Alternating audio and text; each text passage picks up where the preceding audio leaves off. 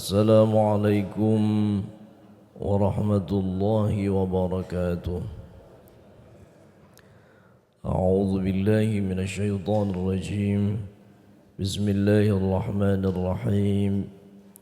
Alhamdulillahilladzi anzala 'ala 'abdihil kitaba wa lam yaj'al lahu 'iwaja قيما لينذر بأسا شديدا من لدنه ويبشر المؤمنين الذين يعملون الصالحات أن لهم أجرا حسنا اللهم صل وسلم على سيدنا محمد المصطفى وعلى آله وصحبه أهل الصدق والوفاء أما بعد. Bapak Ibu, saudara jamaah rahimakumullah, alhamdulillah thumma alhamdulillah. Puji syukur kita kepada Allah Subhanahu wa taala atas segala nikmat, rahmat taufik hidayahnya kepada kita sekalian. Semoga dapat kita syukuri sebaik-baiknya. Allah jadikan kita bagian dari hamba-hambanya yang pandai bersyukur, min ibadihi syakirin. Salawat salam ke atas Nabi Muhammad sallallahu alaihi wasallam beserta keluarga, para sahabat dan pengikut setianya. Semoga kita juga bersama dengan keluarga dan saudara kita termasuk di dalamnya. Bapak Ibu Saudara rahimakumullah, fa insyaallah pagi ini kita akan kembali melanjutkan tadarrus ma'an Al-Qur'an kita juz ke-27 paruh kedua. Juz 27 paruh kedua ini akan kita mulai dari surah Ar-Rahman ayat pertama, ayat 1 ya. Juz 27 paruh kedua, kita mulai dari surah Ar-Rahman. Surah Ar-Rahman ayat pertama. Ya, surah ke-55 ya urutannya. Juz 27 paruh kedua dimulai dari surah Ar-Rahman ayat pertama. Fa insyaallah sebagian ayat-ayatnya nanti akan disyarahkan oleh guru kita Ustaz Profesor Dr. Kiai Haji Maulana Hasanuddin MA. Mari kita awali majelis kita dengan bersama bacakan suratul Fatihah. Semoga dengan wasilah, dengan barakah Al-Quran, Allah Ta'ala anugerahkan untuk kita, keluarga kita dan saudara kita kekuatan iman Islam hingga akhir hayat kita. Dianugerahkan sehat afiah, dianugerahkan keberkahan. Allah berkahi umur kita, ilmu kita,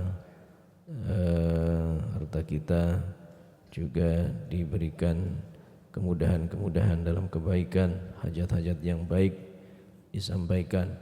Kita juga bermohon kepada Allah kiranya jika ada di antara kita, keluarga kita, saudara kita yang saat ini sedang sakit, Allah hilangkan sakit dan penyakitnya, disembuhkan kembali, disehat afiatkan kembali.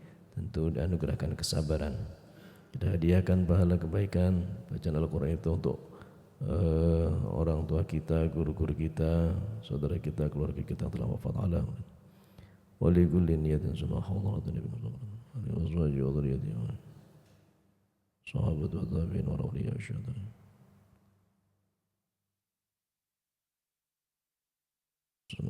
Alhamdulillah abaina ummatin wa jaddatin ولمن له حق عليه. الفاتحة. أعوذ بالله من الشيطان الرجيم. بسم الله الرحمن الرحيم.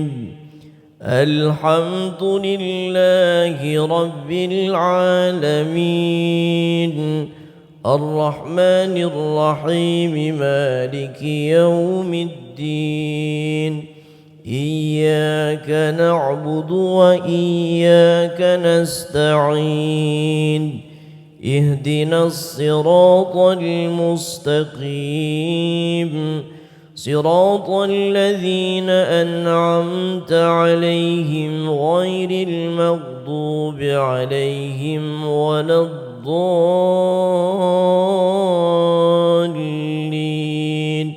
آمين. رب اغفر لنا ولوالدينا وللمسلمين. المسلمين والمؤمنين آمين.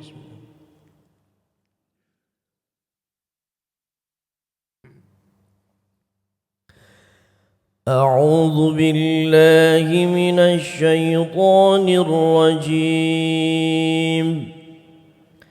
بسم الله الرحمن الرحيم. الرحمن علم القرآن خلق الإنسان علمه البيان.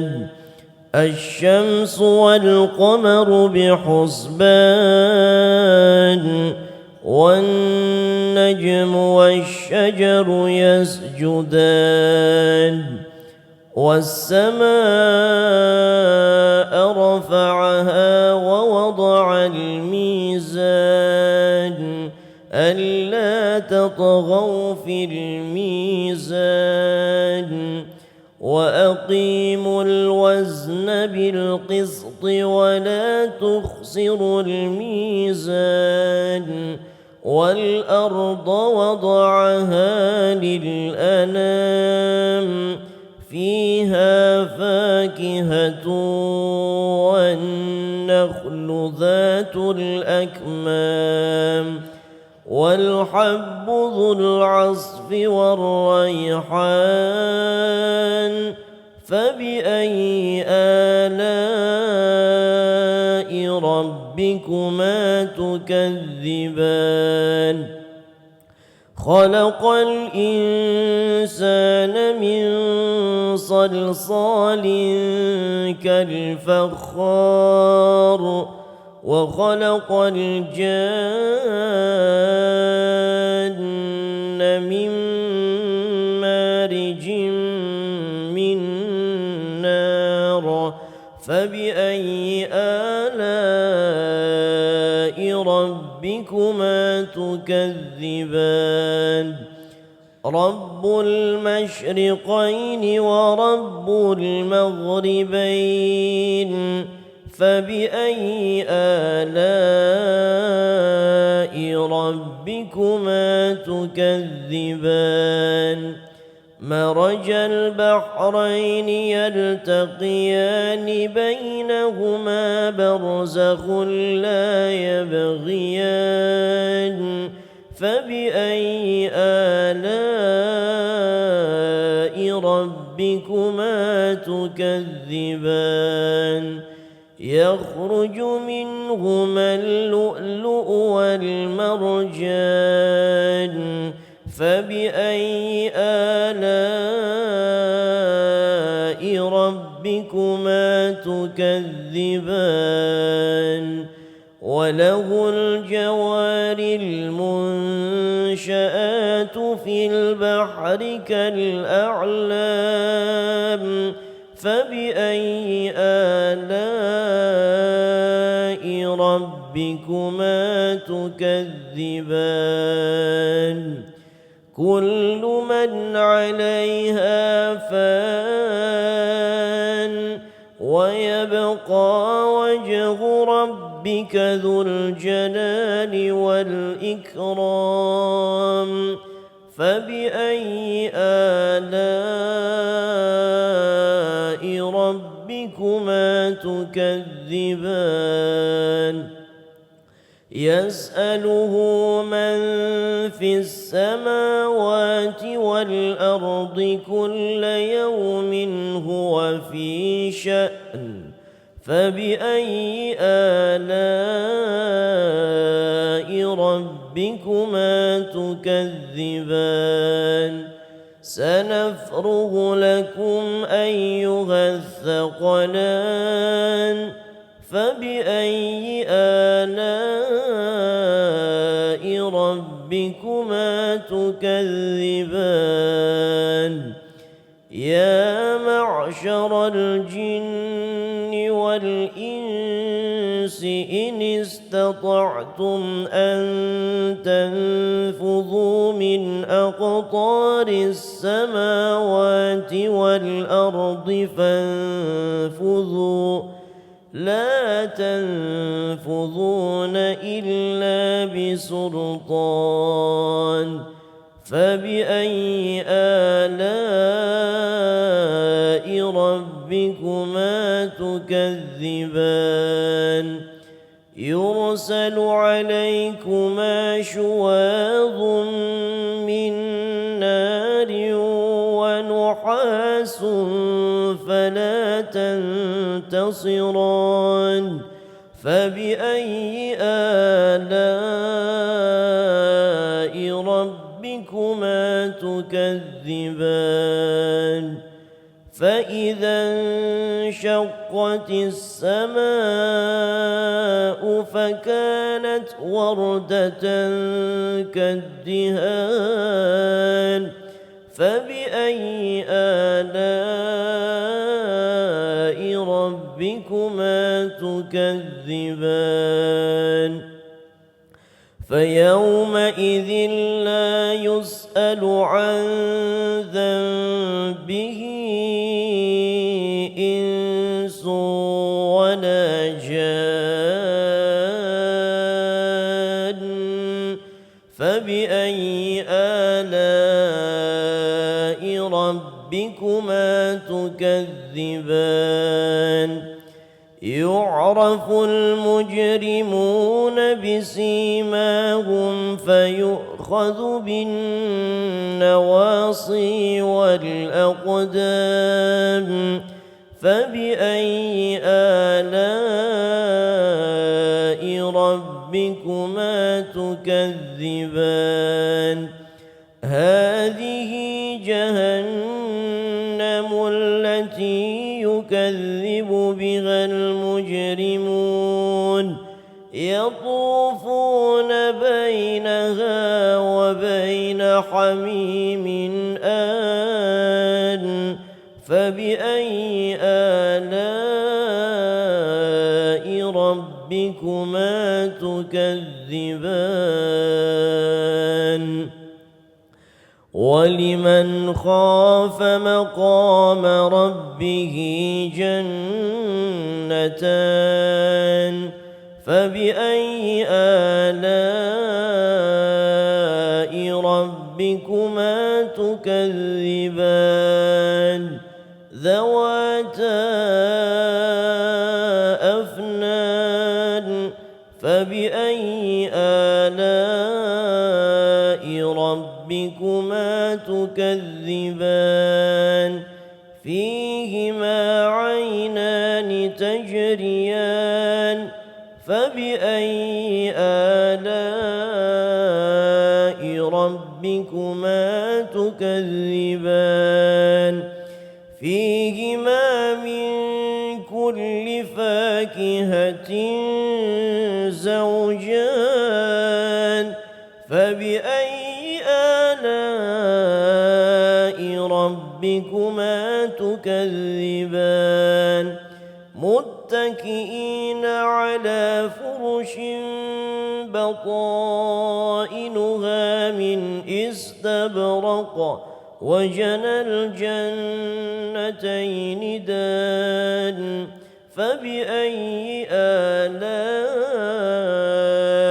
ربكما تكذبان فيهن قاصرات الطرف لم يطمثهن إنس قبلهم ولا جان فبأي آلاء ربكما تكذبان كأنهن الياقوت والمرجان فبأي آلاء ربكما تكذبان هل جزاء الإحسان إلا الإحسان فبأي آلاء ربكما تكذبان ومن دونهما جنتان فبأي آلاء ربكما تكذبان مدهان نعمتان فبأي آلاء ربكما تكذبان فيهما عينان نضاختان فبأي آلاء ربكما تكذبان فيهما فاكهة ونخل ورمان فبأي آلاء ربكما تكذبان فيهن خيرات حسان فبأي آلاء ربكما تكذبان حور مقصورات في الخيام فبأي آلاء ربكما تكذبان لم يطمثهن إنس قبلهم ولا جان فبأي آلاء ربكما تكذبان متكئين على رفرف خضر وعبقري حسان فبأي آلاء ربكما تكذبان تبارك اسم ربك ذي الجلال والإكرام بسم الله الرحمن الرحيم إذا وقعت الواقعة ليس لوقعتها كاذبة خافضة رافعة إذا رجت الأرض رجا وبست الجبال بسا فكانت هباء منبثا وكنتم أزواجا ثلاثة فأصحاب الميمنة ما أصحاب الميمنة وأصحاب المشأمة ما أصحاب المشأمة والسابقون السابقون أولئك المقربون في جنات النعيم ثلة من الأولين وقليل من الآخرين على سرر موضونة متكئين عليها متقابلين يطوف عليهم ولدان مخلدون بأكواب وأباريق وكأس من معين لا يصدعون عنها ولا ينزفون وفاكهة مما يتخيرون ولحم طير مما يشتهون وحور عين كأمثال اللؤلؤ المكنون جزاء بما كانوا يعملون لا يسمعون فيها لغوا ولا تأثيما إلا قيلا سلاما سلاما وأصحاب اليمين ما أصحاب اليمين في سدر مخضود وطلح منضود وظل ممدود وماء مسكوب وفاكهة كثيرة لا مقطوعة ولا ممنوعة وفرش مرفوعة إنا أنشأناهن إنشاء فجعلناهن أبكارا عربا أترابا لأصحاب اليمين ثلة من الأولين وثلة من الآخرين وأصحاب الشمال ما أصحاب الشمال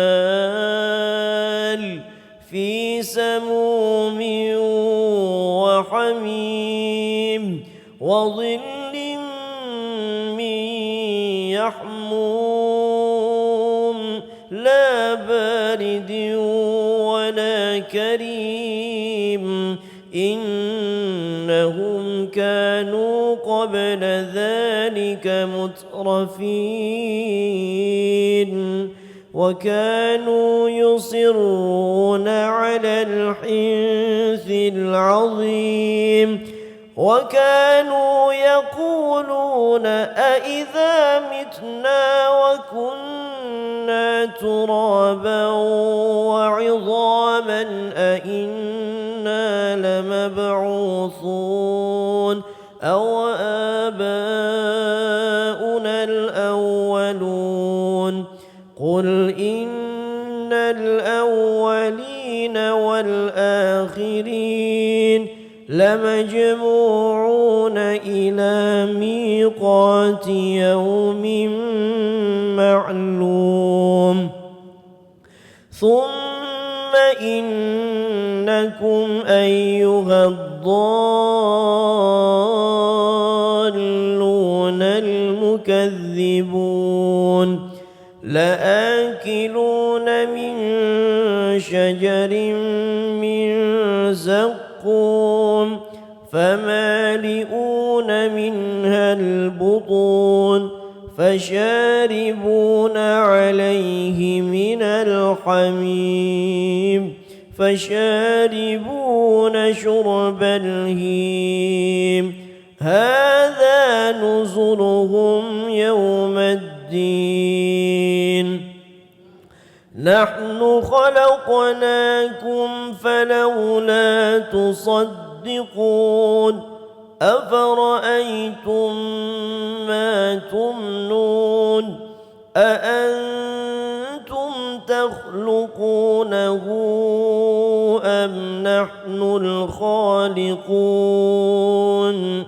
نحن قدرنا بينكم الموت وما نحن بمسبوقين على أن نبدل أمثالكم وننشئكم فيما لا تعلمون ولقد علمتم النشأة الأولى فلولا تذكرون أفرأيتم ما تحرثون أأنتم تزرعونه أم نحن الزارعون لو نشاء لجعلناه حطاما فظلتم يفكهون إنا لمغرمون بل نحن محرومون أفرأيتم الماء الذي تشربون أأنتم أنزلتموه من المزن أم نحن المنزلون لو نشاء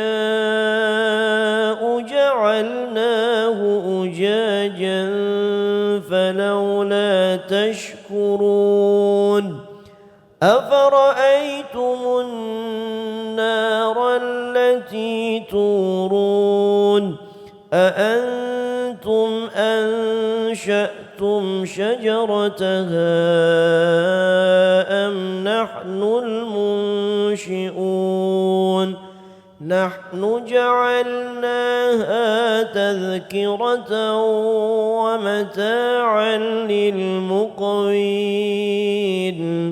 فسبح باسم ربك العظيم فلا أقسم بمواقع النجوم وإنه لقسم لو تعلمون عظيم إنه لقرآن كريم في كتاب مكنون لا يمسه إلا المطهرون تنزيل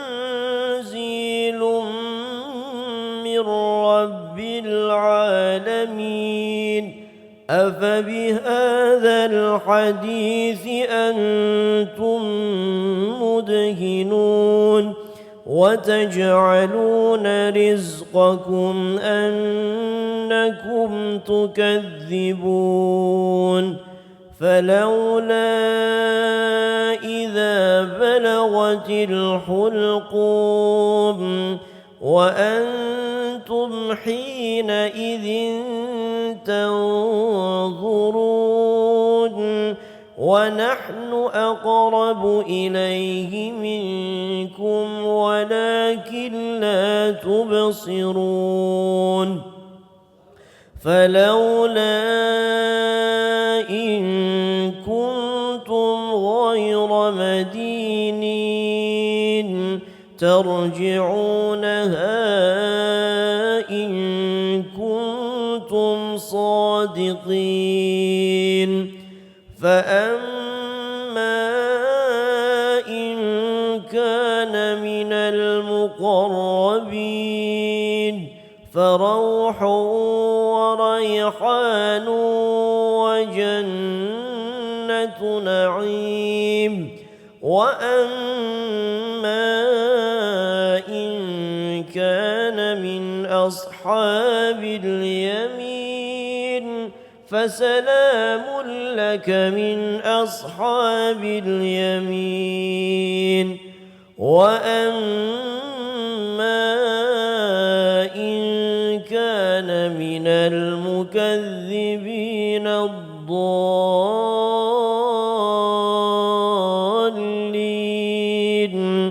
فنزل من حميم وتصلية جحيم إن هذا لهو حق اليقين فسبح باسم ربك العظيم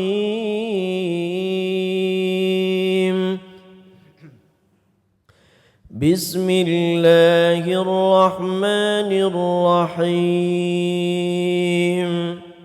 سبح لله ما في السماوات والأرض وهو العزيز الحكيم له ملك السماوات والأرض يحيي ويميت وهو على كل شيء قدير هو الأول والآخر والظاهر والباطن وهو بكل شيء عليم هو الذي خلق السماوات والأرض في 6 أيام ثم استوى على العرش يعلم ما يلج في الأرض وما يخرج منها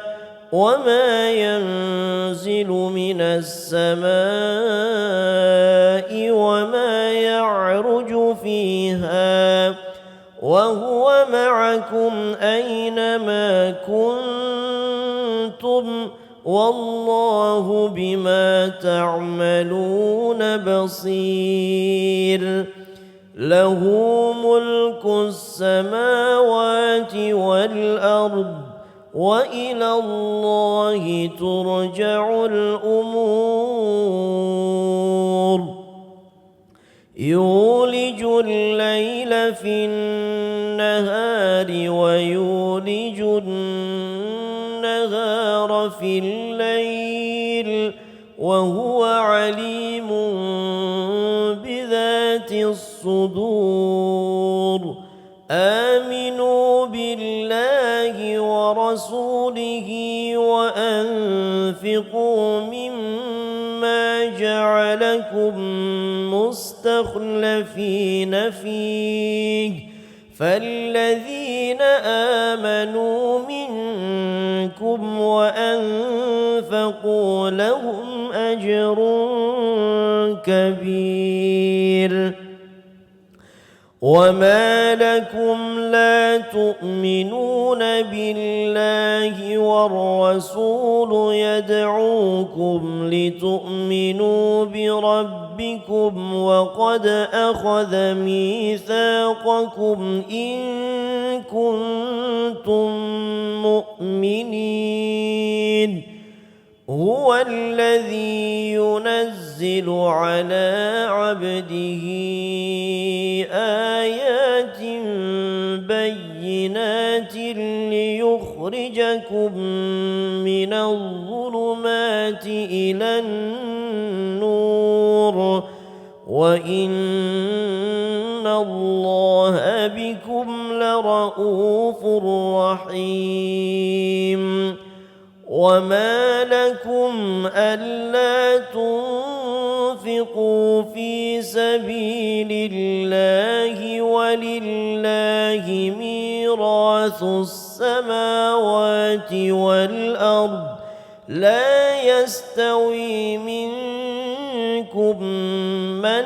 أنفق من قبل الفتح وقاتل أولئك أعظم درجة من الذين أنفقوا من بعد وقاتلوا وكلا وعد الله الحسنى والله بما تعملون خبير من ذا الذي يقرض الله قرضا حسنا فيضاعفه له وله أجر كريم يوم ترى المؤمنين والمؤمنات يسعى نورهم بين أيديهم وبأيمانهم بشراكم اليوم جنات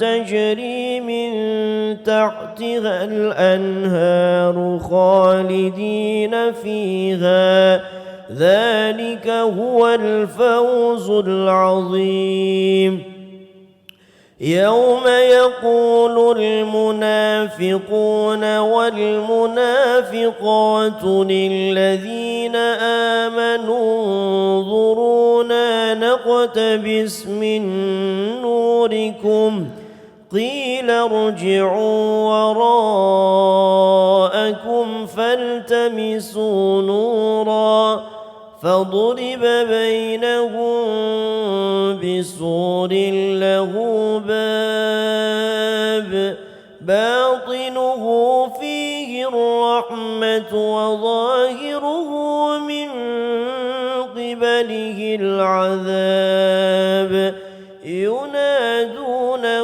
ألم نكن معكم قالوا بلى ولكنكم فتنتم أنفسكم وتربصتم وارتبتم وغرتكم الأماني حتى جاء أمر الله وغركم بالله الغرور فاليوم لا يؤخذ منكم فدية ولا من الذين كفروا مأواكم النار هي مولاكم وبئس المصير ألم يأن للذين آمنوا أن تخشع قلوبهم لذكر الله وما نزل من الحق ولا يكونوا كالذين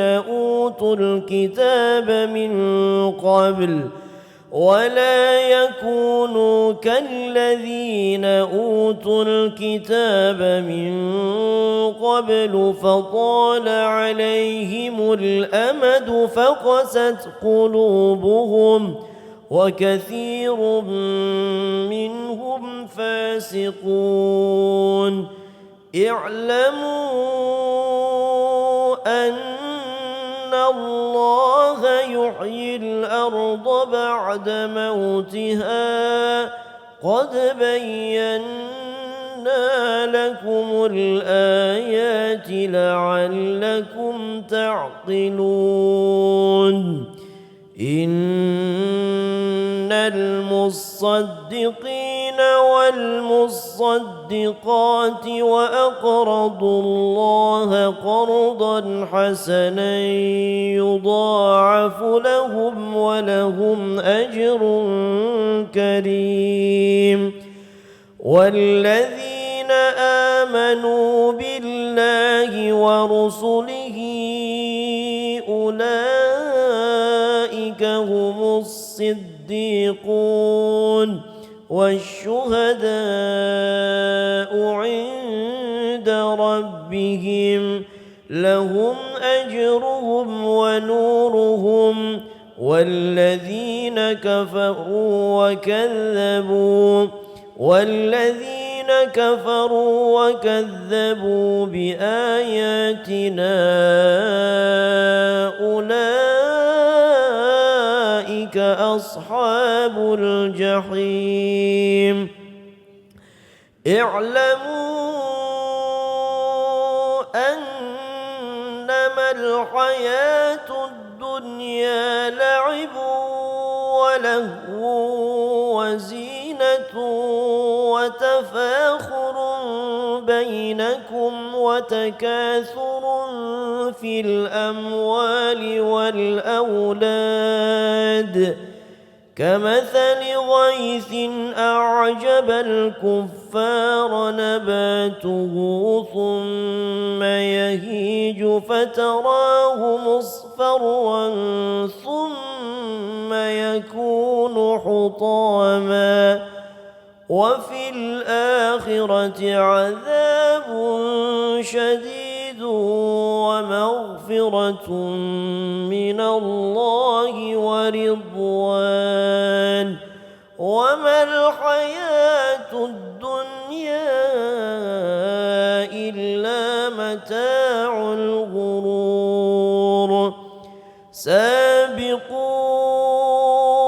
إلى مغفرة من ربكم وجنة عرضها كعرض السماء والأرض أعدت للذين آمنوا بالله ورسله ذلك فضل الله يؤتيه من يشاء والله ذو الفضل العظيم ما أصاب من مصيبة في الأرض ولا في أنفسكم إلا في كتاب من قبل أن نبرأها إن ذلك على الله يسير لكي لا تأسوا على ما فاتكم ولا تفرحوا بما آتاكم والله لا يحب كل مختال فخور الذين يبخلون ويأمرون الناس بالبخل ومن يتول فإن الله هو الغني الحميد لقد أرسلنا رسلنا بالبينات وأنزلنا معهم الكتاب والميزان ليقوم الناس بالقسط وأنزلنا الحديد فيه بأس شديد ومنافع للناس وليعلم الله من ينصره ورسله بالغيب إن الله قوي عزيز ولقد أرسلنا نوحا وإبراهيم وجعلنا في ذريتهما النبوة والكتاب فمنهم مهتد وكثير منهم فاسقون ثم قفينا على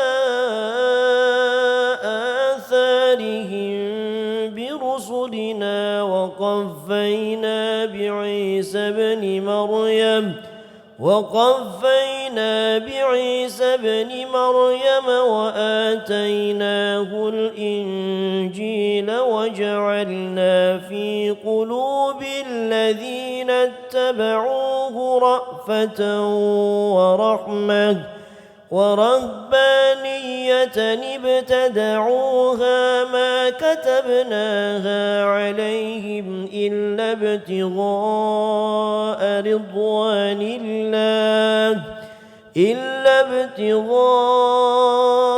رضوان الله فما رعوها حق رعايتها فآتينا الذين آمنوا منهم أجرهم وكثير منهم فاسقون يا أيها الذين آمنوا اتقوا الله وآمنوا برسوله يؤتكم كفلين من رحمته ويجعل لكم نورا تمشون به ويغفر لكم والله غفور رحيم لئلا يعلم أهل الكتاب ألا يقدرون على شيء من الفضل لله وأن الفضل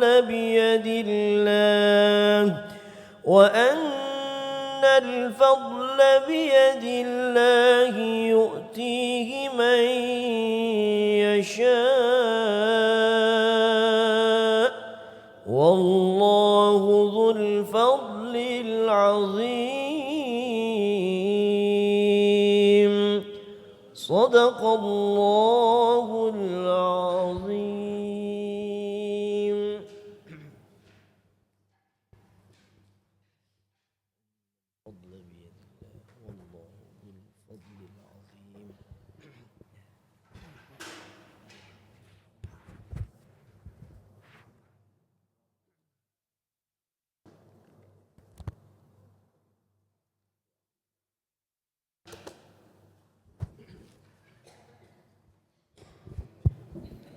Assalamualaikum warahmatullahi wabarakatuh. Bismillahirrahmanirrahim.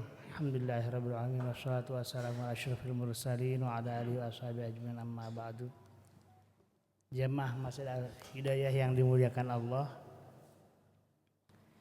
Mari kita sama-sama panjatkan puji dan syukur kehadirat Allah Subhanahu wa taala karena di pagi hari ini kita masih tetap diberi kenikmatan yang luar biasa, nikmat iman, nikmat Islam, nikmat sehat, dan juga nikmat yang berupa anugerah dari Allah untuk kita bisa sholat berjamaah dan membaca Al-Quran bersama. Salawat dan salam kita mohonkan semoga Allah senantiasa limpahkan kepada junjungan kita Nabi besar Muhammad sallallahu alaihi wasallam, keluarga, sahabat dan umatnya, dan terutama kepada kita semua. Mudah-mudahan kita semua menjadi umat Nabi Muhammad dan yang kelak di akhirat bisa berkumpul bersama beliau. Amin ya rabbal alamin. Ada 3 surah ya kalau nggak salah, Ar-Rahman, Al-Waqiah dan Al-Hadid yang pagi ini kita baca bersama. Mudah-mudahan ketiga surat ini bisa kita amalkan isinya semuanya. Kalau tidak ya kita sebagiannya saja.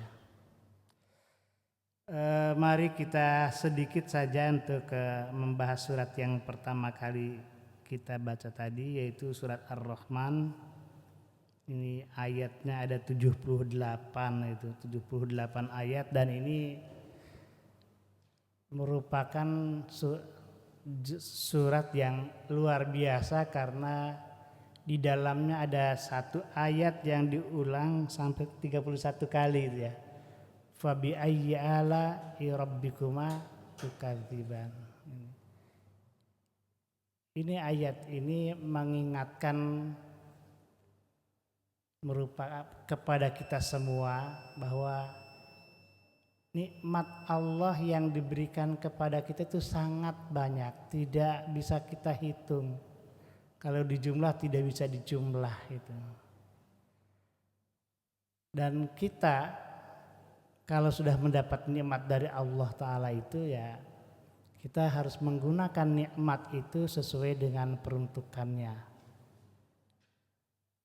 Oleh karena itu fabi ayyi ala'i rabbikuma tukadziban itu seakan-akan itu merupakan Allah mengingatkan kita nikmat itu sangat banyak, maka kalian jin dan manusia itu apakah mau mendustakan nikmat yang telah kami berikan? Itu kurang lebihnya seperti itu. Kalau mendustakan, mengingkari, berarti kita tidak mensyukuri nikmat itu. Mungkin kita sedikit saja baca beberapa ayat saja. Pertama kata Ar-Rahman, tapi mungkin sebelum itu saya akan membacakan semacam kesimpulan atau yang disampaikan oleh para ulama tentang kandungan surat Ar-Rahman. Menurut salah satu pengarang tafsir yaitu Wahbah Az-Zukhaili, bahwa surat Ar-Rahman ini mengandung beberapa ajaran atau pelajaran. Dan karena menurut beliau dan menurut pendapat para ulama, surat ini surat Makkiyah, artinya surat yang diturunkan kepada Nabi Muhammad sebelum Nabi Muhammad hijrah, maka titik tekannya surat tersebut berisi masalah tauhid, masalah ketuhanan. Ayat-ayatnya pendek tapi bahasanya juga sangat, isi bahasanya juga sangat mengetuk hati kita, mengingatkan masalah keimanan, masalah kebesaran Allah yang harus kita perhatikan sehingga kita bisa beriman kepada Allah itu. Jadi pertama di awal surat ini yaitu dari Ar-Rahman dan seterusnya, Allamal Quran, Allah menjelaskan atau menyampaikan kepada kita beberapa nikmat yang paling besar, yang paling utama itu mulai Allamal Quran itu merupakan nikmat itu. Kemudian dan seterusnya itu. Kemudian jadi pertama menceritakan masalah kenikmatan Allah itu. Yang kedua, Allah Ta'ala juga di sini di surat ini menyampaikan kepada kita tentang kekuasaan Allah, yaitu masalah lautan itu. Masalah lautan yang luar biasa, dimulai Marajal Bahraini Yaltaqiyan dan seterusnya. Kemudian juga di seterusnya Allah Ta'ala juga menyampaikan bahwa nanti alam dunia yang luar biasa kokohnya ini juga akan hancur semua. Yang ada hanyalah Allah dan kita semua nanti akan diminta pertanggungjawabannya itu. Dan seterusnya. Jadi itu banyak sekali ajaran-ajaran yang disampaikan oleh Allah dalam surat ini. Tadi mengenai nikmat Allah yang diberikan kepada kita atau yang disampaikan oleh Allah dalam surat ini, yaitu yang pertama adalah Allamal Quran. Di Ar-Rahman ini. Ar-Rahman itu kita tahu merupakan salah satu nama Allah. Dalam satu riwayat ketika Nabi Muhammad menyampaikan wahyu yang isinya antara lain sembahlah dan agungkanlah Ar-Rahman gitu. Masyarakat Arab saat itu tidak ngerti siapa Ar-Rahman itu. Maka di sini dijawab Ar-Rahman Allamal Quran, bahwa Ar-Rahman itu Allah yang maha kasih sayang, menyayangi semua makhluknya, baik yang beriman, yang tidak beriman, semua diberi kasih sayang oleh Allah. Orang yang beriman kepada Allah dikasih hidup, dikasih makan, yang tidak beriman pun sama, itu semua diberi kasih sayang. Ar-Rahman ini Allamal Quran. Nah ini Allamal Quran menurut hampir beberapa tafsir menyebutkan bahwa ini merupakan nikmat terbesar dari Allah kepada umat manusia. Itu Allah mengajarkan Al-Quran. Jadi di sini maksud mengajarkan Al-Quran itu ya tentu Allah menurunkan wahyu berupa Al-Quran kepada Nabi Muhammad. Nabi Muhammad menyampaikan kepada umatnya. Dan kita tahu bahwa Al-Quran itu berupa atau isinya banyak ajaran-ajaran, dari ajaran tauhid, ajaran bagaimana hubungan manusia dengan Allah, bagaimana hubungan manusia dengan manusia, bagaimana cerita tentang kekuasaan Allah sebagai Tuhan menciptakan alam semesta, itu isi daripada Al-Quran. Oleh karena itu Al-Quran ini penurun alam Al-Quran, Allah mengajarkan Al-Quran, menurunkan Al-Quran, mengajarkan kepada kita, itu merupakan kenikmatan yang luar biasa itu. Kita tidak tahu bagaimana kita bersyukur kepada Allah. Kita tidak tahu bagaimana kita bersikap kepada sesama manusia. Semua itu tahu karena ajaran Al-Quran. Di sini Allah mengajarkan Al-Quran kepada kita semua. Jadi kalau dilihat dari sisi proses belajar mengajar ya di sini ada Allah yang mempunyai ajaran menurunkan Al-Quran, Nabi Muhammad mengajarkan kepada kita, kita sebagai pembelajar semua dan yang diajarkan adalah Al-Quran. Nah ini Al-Quran bagaimanapun juga harus kita manfaatkan atau adanya Al-Quran harus kita syukuri. Mensyukuri terkait dengan Al-Quran itu banyak caranya. Tentu yang paling mudah bagi kita ya belajar membacanya. Kemudian membacanya itu sudah kita menikmati kehadiran atau Al-Quran kepada kita. Kita membaca Al-Quran itu merupakan pahala walaupun kita tidak paham maksudnya.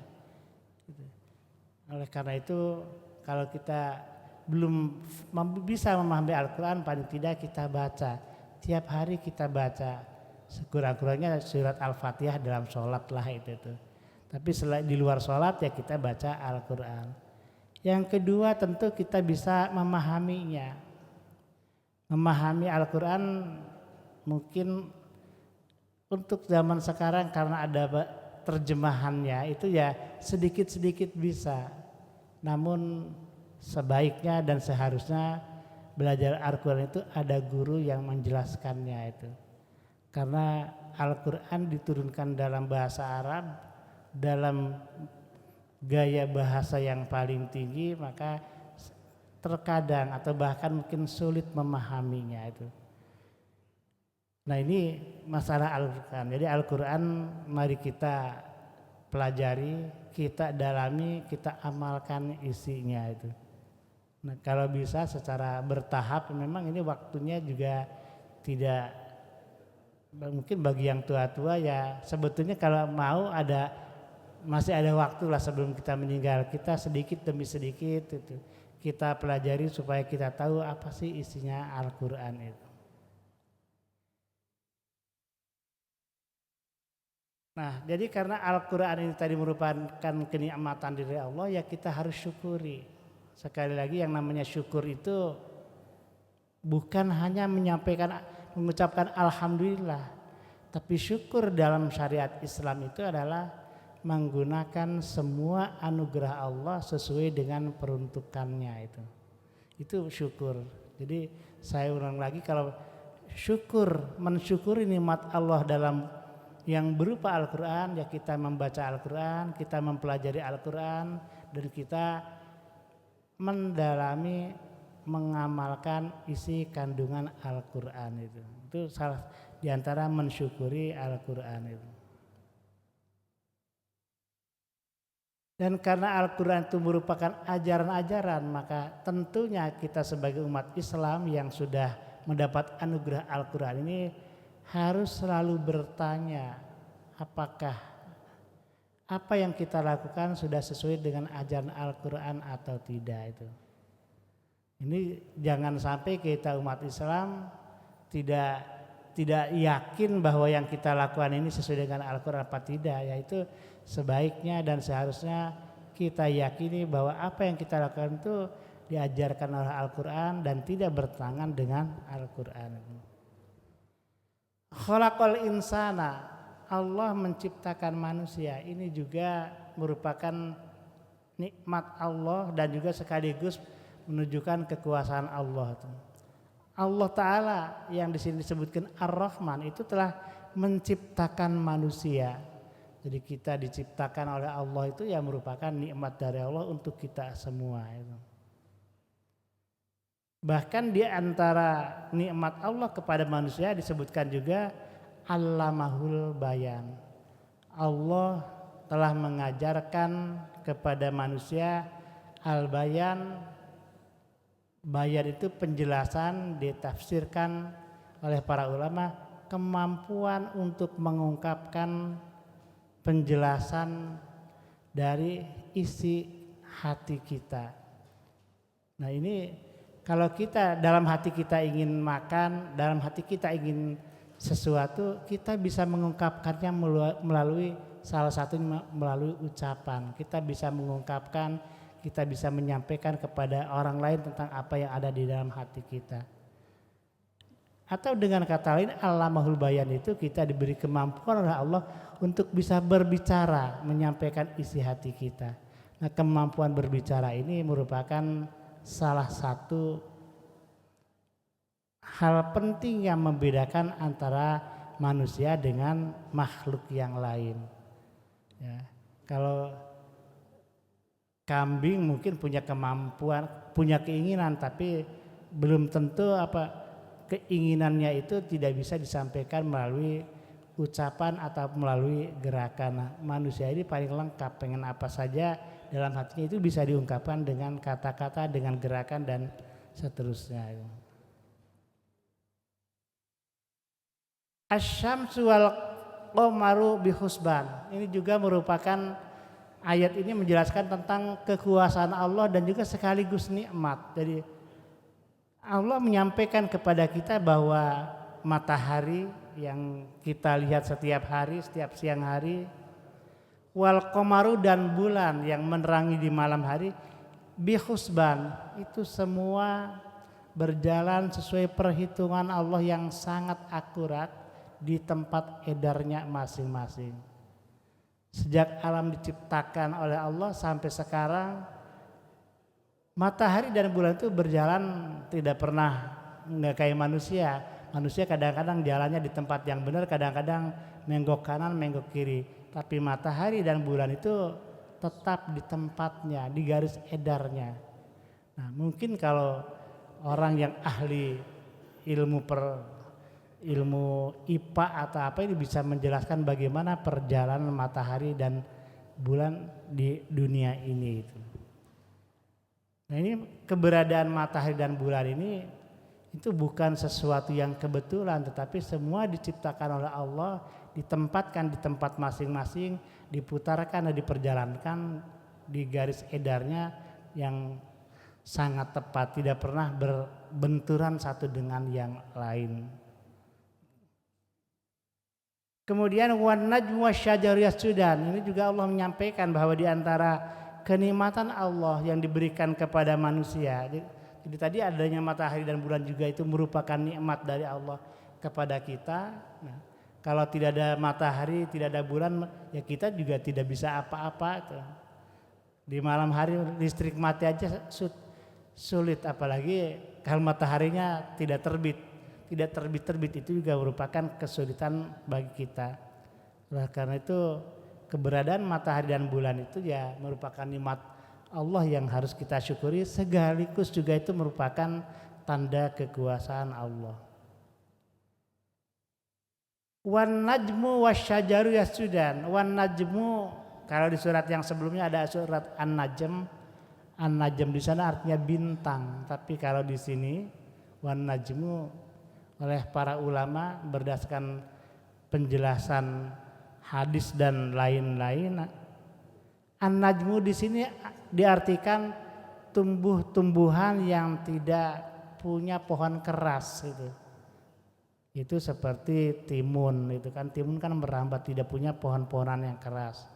Kalau asyajar yaitu tumbuh-tumbuhan yang punya balok kayu, yaitu ada pohonnya itu. Jadi Allah Ta'ala juga menciptakan tumbuh-tumbuhan seperti sayur mayur dan juga pohon-pohonan yang besar itu. Yasjudan, semuanya sujud dan taat kepada Allah itu. Jadi di sini ayat ini juga menunjukkan segala tumbuh-tumbuhan yang hidup dunia ini, pertama itu merupakan ciptaan Allah. Yang kedua juga taat kepada Allah. Taat kepada Allah bukan hanya semata-mata bertasbih, tetapi yang wujud ini, alam semesta, tumbuh-tumbuhan itu juga oleh Allah diperuntukkan untuk kemanfaatan manusia. Jadi tumbuh-tumbuhan dalam penjelasan yang lain itu semuanya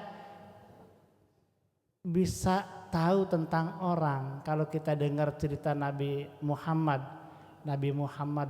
ketika dianiaya oleh salah satu kaum di Taif atau di mana, gunung berkata, pohon-pohonan berkata, siap membantu Nabi Muhammad. Ini artinya sebenarnya makhluk-makhluk, meskipun kita melihat itu makhluk yang mati, tetapi pada dasarnya mereka punya pengetahuan sesuai yang diberikan oleh Allah. Tapi semuanya tunduk kepada kita. Pohon-pohonan karena disiapkan untuk kemanfaatan manusia, ya ketika dimanfaatkan oleh manusia juga tidak melawan kan. Mau dibakar sebagai kayu bakar juga mau, itu termasuk juga kata-kata arti dari yasjudan. Wassama rafa'aha wa wadu al-mizan. Juga di sini yang diingatkan kepada kita bahwa di antara tanda kekuasaan Allah dan juga yang merupakan nikmat kepada Allah, Allah membuat langit di atas kita. Di atas bawahnya ada bumi, nanti di atasnya langit, itu juga merupakan tanda kekuasaan Allah sekaligus kenikmatan bagi kita. Karena kalau tidak ada langit ya kita merasa sesak, tapi dengan adanya langit kita bisa menikmati pandangan kita ketika melihat langit, pandangan kita insya Allah merasa nyaman, merasa lega itu. Wa wadu al-mizan, Allah pun membuat neraca atau aturan yang seimbang. Jadi dalam menciptakan alam ini Allah membuat aturan-aturan agar semuanya terjadi penuh keseimbangan, penuh keadilan itu. Nah, kalau sudah berbicara keseimbangan, nah semua ada aturannya supaya kita hidup ini seimbang itu. Kalau dilihat dari sisi alam seimbang itu ya ada atas, ada bawah, ada bumi, ada langit, dan juga ada aturan-aturan yang memang harus diperhatikan dalam kehidupan ini. Ayat seterusnya, Allah tataghaw fil mizan, bahwa kamu ini jangan melampaui, jangan mencurangi, jangan merusak mizan. Mizan itu keseimbangan atau aturan main yang seimbang itu. Kalau dalam kehidupan kita, keseimbangan itu apa sih? Cukup banyak gitu. Kita oleh Allah disuruh ibadah, jadi ada disuruh ibadah, disuruh makan, disuruh minum, itu semua harus dilakukan dengan seimbang gitu. Makan dia harus seimbang, jangan terlalu banyak makan. Ada Nabi pernah mengajarkan kepada kita kalau makan ya jangan sampai kenyang banget, sebelum kenyang ya kita sudah berhenti. Demikian juga jangan sampai terlampau lapar, sebelum lapar banget kita harus makan. Karena innali jasadika alaika haqqon itu. Kamu punya kewajiban atau jasad kamu, fisik kamu itu mempunyai hak yang menjadi kewajiban kamu, yaitu jadi ini merupakan aturan keseimbangan untuk mengatur kita atau sikap kita terhadap badan kita. Jadi badan kita ya perlu kita kasih makan, kasih istirahat ya sesuai dengan porsi masing-masing itu. Jangan sampai berlebihan. Makan meskipun makanan banyak ya jangan dimakan semua. Kalau makan semua itu berarti sudah mengganggu keseimbangan dan akan menyebabkan gangguan kita kesehatan kita akan terganggu. Wala tukhsirul mizan, dan ini sudah wala tukhsirul mizan, di sini Allah mengatakan jangan mengurangi timbangan. Ini mengingatkan kepada kita bahwa dalam bermuamalah karena harus seimbang, harus adil, maka ketika kita wa aqimul wazna bil qisti, masalah timbangan, masalah aturan itu harus ditegakkan seadil-adilnya itu. Jadi ini kalau bicara wa aqimul wazna bil qisti, ini sebetulnya bukan hanya masalah keseimbangan hidup saja, tetapi semua aturan yang sudah ditetapkan oleh Allah itu harus ditegakkan berdasarkan keadilan itu. Wala tukhsirul mizan, dan jangan kita mengurangi timbangan. Nah ini terutama ini secara mudahnya kalau kita berjual beli yang menggunakan timbangan, jangan sampai timbangannya kita kurangi. Kalau kita menjual beras 1 kilo, jangan ya harus 10 ons. Jangan sampai cuma 8 on atau 7 on. Ini kalau harganya kiloan ya kiloan itu harus tepat, itu termasuk wa aqimul wazna bil qisti. Demikian juga kalau kita bekerja, ya bekerja juga kan biasanya kalau bekerja sebagai pegawai itu ada timbangannya, yaitu Anda digaji sekian, harus kerja sekian jam, yaitu ya itu harus dipenuhi juga. Jangan sampai misalnya harus kerja 3 jam per hari atau 8 jam per hari, 1 jam digunakan untuk leha-leha, untuk istirahat yang tidak diperkenankan, itu juga tidak boleh gitu. Kalau dosen seperti saya ada kewajibannya, tiap ngajar ada ukurannya kan. 1 SKS 50 menit, ya kalau 2 SKS ya 100 menit, itu jangan sampai dikurangi. Kalau lebih nggak apa-apa kan, itu sedekah, tapi jangan sampai kurang, karena kalau kurang itu berarti timbangannya nggak bener. Saya dibayar misalnya 1 juta tiap bulan untuk ngajar per SKS-nya 5 menit per hari dalam seminggu itu. Ya kalau kurang berarti saya mengurangi timbangan, dan itu bisa saja itu bisa pendapatan kita menjadi tidak halal. Para ibu jamaah Masjid Al-Hidayah yang dimuliakan Allah, marilah kita renungkan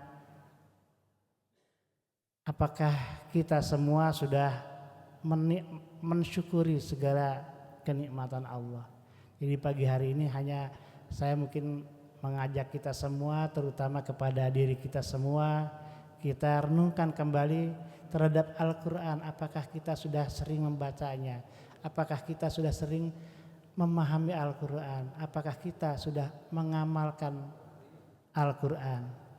Apakah kita sudah memperbandingkan perbuatan kita, aktivitas kita sesuai dengan ajaran Al-Quran atau tidak? Nah, mungkin mulai hari ini kita tingkatkan lagi perhatian kita agar apa yang kita lakukan betul-betul sesuai dengan Al-Quran, dan juga kita menikmati, mensyukuri semua nikmat-nikmat Allah yang diberikan kepada kita, baik nikmat berupa kesehatan, nikmat berupa anak yang banyak, yang soleh, yang solehah, rezeki yang halal, itu perlu kita nikmati bersama. Dan juga tadi dalam hal pergaulan, apakah kita pernah merugikan orang lain apa tidak? Nah, jangan sampai dalam pergaulan kita tukhsirul mizan, itu bisa saja kita menyakiti orang lain, mengambil hartanya, mengambil kehormatannya, atau melakukan perbuatan-perbuatan yang bisa menyebabkan orang lain tersakiti hatinya. Mudah-mudahan kita semua bisa diberi ma'unah oleh Allah untuk bisa mengamalkan seluruh ajaran Allah, sehingga kita menjadi umat Nabi Muhammad yang betul-betul taat kepada Allah, kepada Rasul, dan kelak bisa bersama Rasul di jannahnya nanti. Amin ya rabbal alamin. Demikian, kurang lebihnya mohon maaf. Assalamualaikum warahmatullahi wabarakatuh.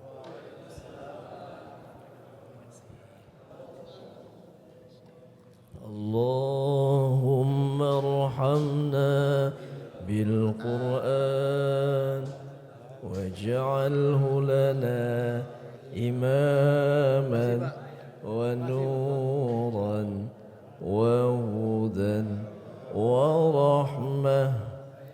اللهم ذكرنا منه ما نسينا